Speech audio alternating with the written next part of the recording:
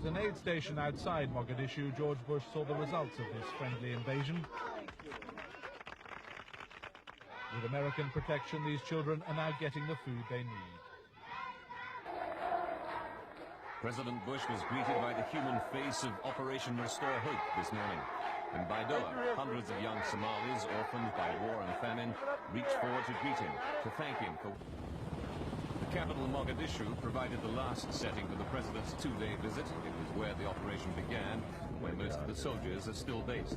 It was also where, on New Year's Eve, the heaviest fighting broke out since the troops arrived.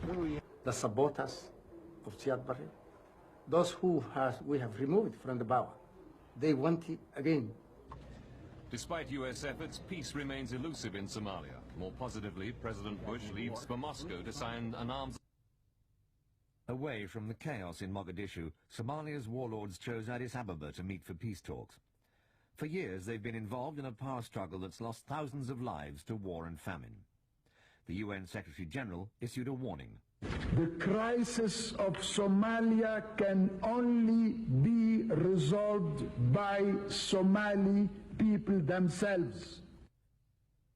But few international observers attending this conference hold any serious hope that the meeting really heralds the start of a new future for the